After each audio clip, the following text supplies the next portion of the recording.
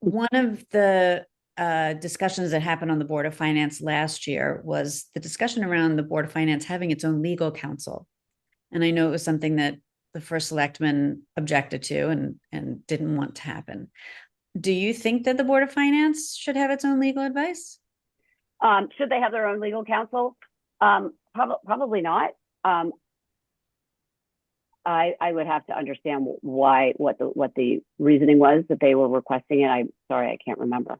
There were a couple issues. One had to do with, I think, some advice they got about the library board, just discussion about the lease and confidence in the handling of the Ambler lease. Uh, so they broached the question on the board, and we're told that in order to do it, it would require a Board of Selectmen approval of any contract.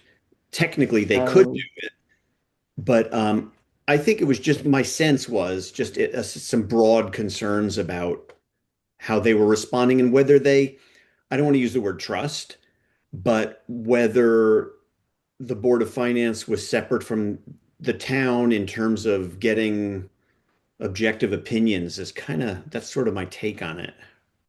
it probably is not a good thing. It would have to be situational. I can't really give an opinion on that without knowing more.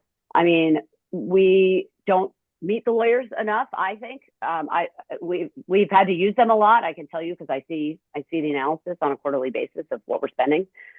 So we certainly use them a lot, and I would hope that the relationship between them and the Board of Finance is amicable and helpful. It sounds like maybe they weren't getting the information or the opinions that they felt were accurate. I would argue that we probably should be uniform. I think it would be helpful for the town to move forward, and just maybe they can assign somebody different within the firm to us. I'm not sure how that works.